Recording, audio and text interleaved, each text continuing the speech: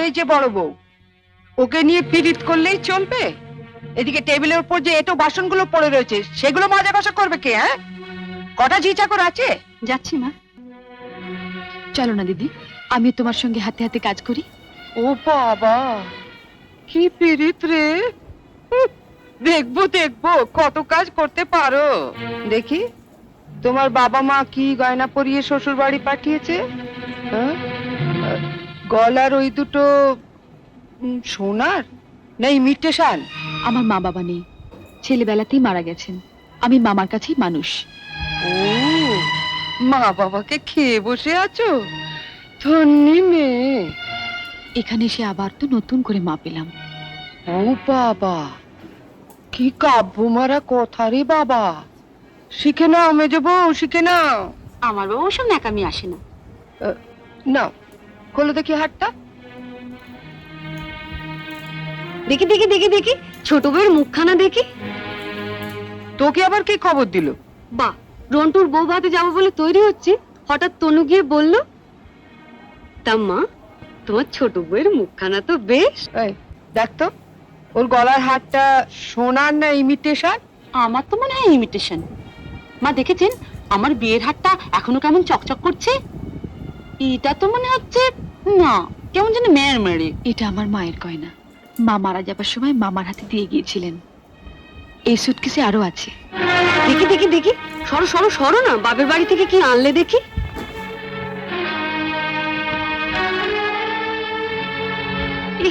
এ কি শাড়ি গো! ই মেয়ে, এ নিশ্চয়ই কোনো ভিখারি বাড়ির মেয়েকে বিয়ে করেছে তনু।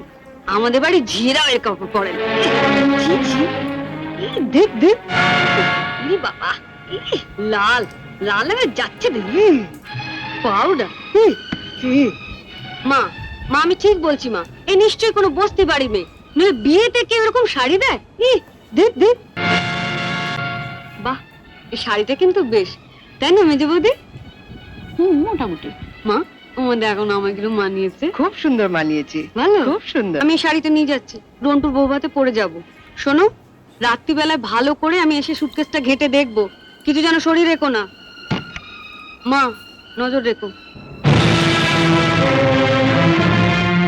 শাড়িটা রেখে যাও। রেখে যাবে মানে? শুনলে না, ও এটা পরে ওর বন্ধুর বউ ভাতে যাবে। বউ ভাতে যাবে? নিজের শাড়ি পরে যাক।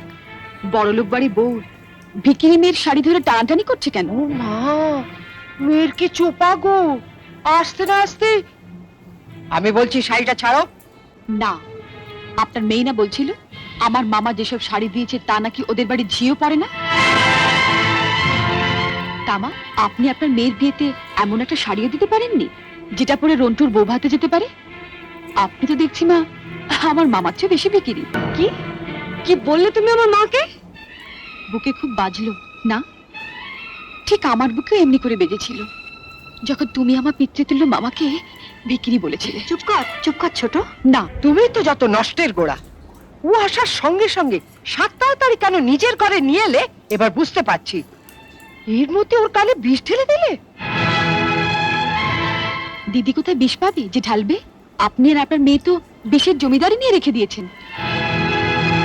ছোট, শাড়িটা দিয়ে দে। না, আমার মামা খুব গরিব, বিয়েতে আমাকে ভালো শাড়ি না দিতে পারলেও এই শাড়িটা অনেক কষ্টে কিনে দিয়ে বলেছিলেন বাড়ির যিনি গুরুজন তার পায়ে দিয়ে প্রণাম করো। এ কি করলি হতভাগী? মা থাকতে আমাকে, ছোটবেলায় মাকে হারিয়েছি, কত আশা নিয়ে বাড়িতে এসেছিলাম, নতুন করে আবার মাকে পাবো। কিন্তু বড়দি, ওনার যা মূর্তি দেখলাম এ তো মায়ের মূর্তি নয়। শাড়ি দিয়ে প্রণাম করলে আমার মরা মায়ের হাতটা কষ্ট পাবে। শুনলে মেজে বৌদি, শুনলে? যত বড় মুখ না তত বড় কথা। ঠিক আছে, রন্টুর বৌভাত থেকে আসে, তারপর তোমার হচ্ছে। দাঁড়াও, যাবার আগে ছুঁড়ে ছুঁড়ে যে শাড়িগুলো ফেললে সেগুলো সুটকেসে তুলে দিয়ে যাও। তুমি বড়লোক বাড়ির বউ, তোমার বাড়িতে 10-20টা ঝি থাকতে পারে, কিন্তু এই বাড়িতে তো ঝি নেই, তাই কাজটা তোমাকেই করে যেতে হবে। কি হলো, তোলো। ছেড়ে দে ছোট। তুমি চুপ কর বড়দি, রন্টুর বউ ভাতে যেতে গেলে কিন্তু এই কাজটা করে দিয়ে যেতে হবে ঠাকুরজি।